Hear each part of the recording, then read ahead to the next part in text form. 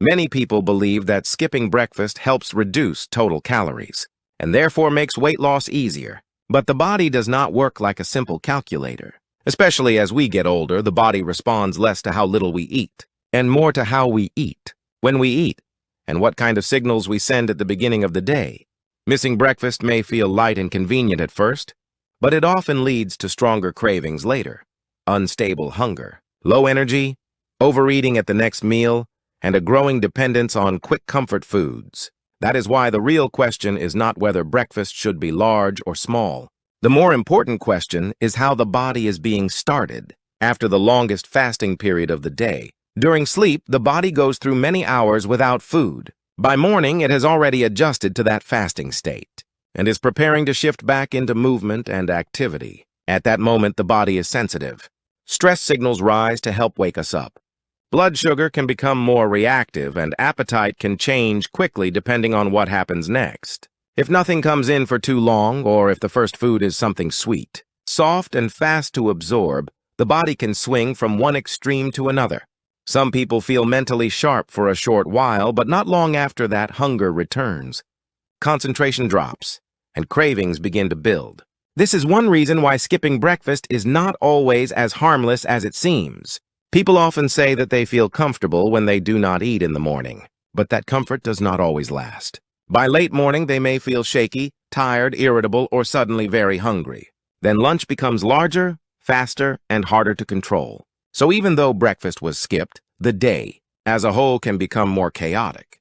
For older adults, this pattern may be even more important, because the issue is not just hunger. It also affects energy stability, muscle preservation, appetite control, and the ability to maintain a steady daily rhythm. As people age, muscle becomes easier to lose and harder to rebuild. If meals are irregular and the body spends too much time in long fasting periods, followed by rushed eating, it can gradually shift into a protective mode that favors saving energy instead of using it well. This often leads to a frustrating situation where someone feels they are not eating very much, yet their body feels weaker, their waistline feels heavier, and their energy becomes lower. In other words, eating less does not always mean the body becomes healthier or lighter. Sometimes it simply becomes more guarded. Breakfast matters because it can help prevent that guarded state from taking over the rest of the day. So what kinds of morning habits tend to cause problems? One common pattern is starting the day with bread, pastries, sweet crackers, or other refined carbohydrate foods on an empty stomach. These foods are easy to eat, quick to digest, and often comforting. But in a fasted morning body, they may enter too quickly and disappear too quickly. That creates a short burst of energy followed by an early drop, which can lead to more snacking, more cravings, and a stronger attachment to fast reward foods. The problem is not that bread is always forbidden. The problem is when it becomes the main or only breakfast choice in a body that is already in a sensitive state. Another common mistake is relying on cereal or highly processed breakfast products. They often look neat, simple, and modern, and many of them are marketed as healthy, but they may not create lasting fullness, especially when they are low in protein and easy to digest. After eating them, people often feel hungry again far sooner than expected. That hunger then drives them toward another snack or a larger lunch. Sweetened yogurt drinks and dessert-style yogurts can create a similar issue. Because they carry a healthy image, people may assume they are a smart breakfast. But if sugar is high and protein is low, the body may not read them as a satisfying meal. The result is the same. Hunger returns early, and the day begins with instability instead of steadiness. Another habit that seems healthy, but often backfires, is eating only salad for breakfast. Vegetables are valuable, of course, but a bowl of raw greens without enough protein or supportive fats rarely keeps a person full for long. At first it may feel clean and disciplined, but soon the body begins asking for something warmer, denser, sweeter, or more satisfying. This is especially true in the morning, when the body has just come through a long fast and wants a meal that feels safe and complete. Coffee-only mornings are also very common. Some people do not feel hungry when they wake up, so they drink coffee and try to push through the morning. But a stomach that is still empty while the nervous system is being stimulated can become more reactive, not less. Some people feel acidity, jitteriness, irritability, or a sharp hunger rebound later. It is like forcing the mind awake before the body has truly been supported. Then lunch becomes a rescue meal instead of a calm meal. So what makes a breakfast more stable? The answer does not have to be complicated. The goal is not to create a perfect menu. The goal is to build a breakfast that helps the body feel safe, steady, and satisfied for several hours. The first thing to think about is protein. Protein in the morning often changes the rest of the day, more than people expect. It can slow the return of hunger, make cravings less intense, help maintain muscle, and make later meals easier to manage. Eggs are a good example because they are simple, familiar, and relatively easy to prepare. Tofu can also work well. Fish can work well. Beans, unsweetened Greek yogurt, or a simple protein shake can also be useful if they fit the person's digestion and routine.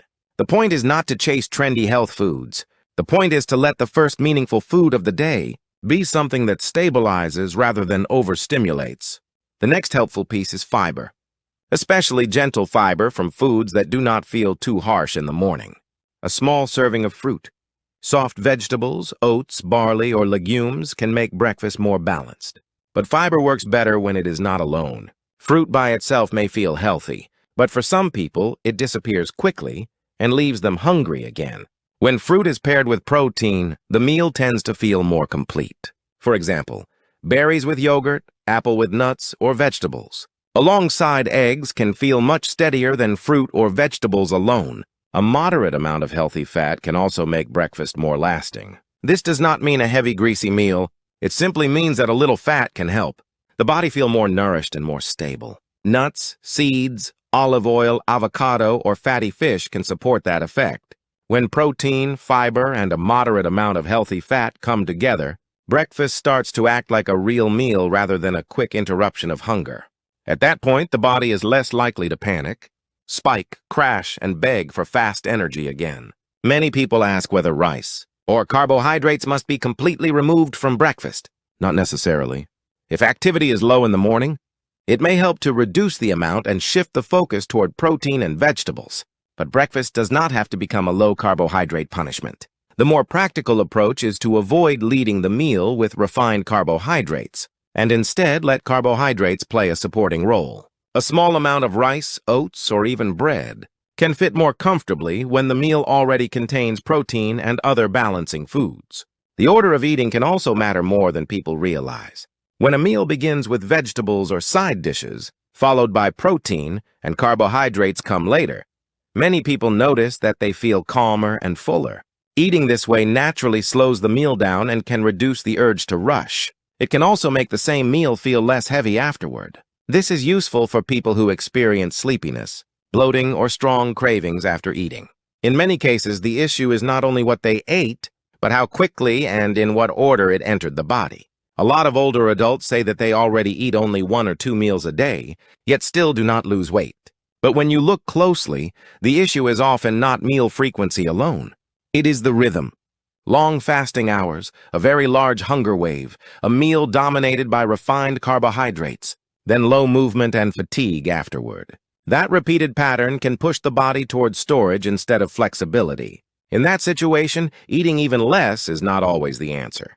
What often helps more is creating a rhythm that the body can trust. A modest but stable breakfast can reduce the intensity of hunger later, calm down the urge to snack, and make lunch and dinner easier to manage. Some people truly do not feel hungry in the morning. In those cases, breakfast does not need to be large. It can begin small. 1 egg with a few bites of tofu, plain yogurt with nuts, a light soup with fish, or a protein drink with something simple on. The side may be enough to begin with. The aim is not perfection.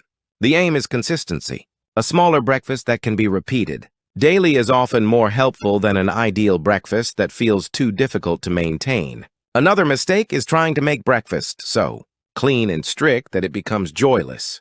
Eating plain raw foods with no warmth, no comfort, and no satisfaction may work for a day or two, but it rarely lasts. Food should support the body, not become another burden. When people try to control appetite only through discipline, strong cravings often return later. Breakfast works better when it is simple, balanced, and realistic. It should not feel like punishment. It should feel like quiet support. People who do shift work or have disrupted sleep schedules need even more care. Coming home after a night shift and eating a large, Fast-absorbing meal right before sleep may place a heavy burden on the body. In many cases, it is better to avoid a large meal immediately before bed. Allow the body to rest and treat the first meal. After waking as the true morning meal, the body responds strongly to rhythm and timing relative to sleep and activity, not just to the clock on the wall. That first meal after waking should still follow the same principles. Stable protein, some fiber, some healthy fat, and a calmer relationship with carbohydrates. In the end, breakfast is not just about food. It is about how the body is introduced to the day. If the morning begins with emptiness, stress, and sudden stimulation, the rest of the day may feel like a struggle against hunger, fatigue, and craving. But if the morning begins with steady nourishment, the day often becomes easier without forcing it. Appetite becomes less dramatic. Snacking becomes less urgent. Meals become calmer. Energy becomes more even. This is why breakfast does not need to be perfect to be powerful. Even a small change can shift the direction of the day. If you usually eat bread alone, add eggs or yogurt. If you usually drink only coffee, add water and a simple protein food. If you usually eat only salad, add tofu, fish, beans, or nuts. If you usually start with rice, slow down and eat side dishes and protein first. These are not dramatic changes, but the body often responds better to small, repeated signals than to extreme plans. Especially with age, the body values rhythm more than pressure. It responds better to steadiness than to deprivation. It is not weakness to need a gentle breakfast. It is wisdom to understand that the body does better when it feels safe. So there is no need to chase perfection tomorrow morning. There is no need to force a large meal or fear every carbohydrate. Start with one stable addition, one protein, one glass of water, one calmer order of eating, one breakfast that does not leave you hunting for relief an hour later. Over time, those mornings begin to add up. Hunger becomes quieter, energy becomes steadier, meals become simpler, and health starts changing not through extreme effort, but through one ordinary meal that finally begins to work with the body instead of against it.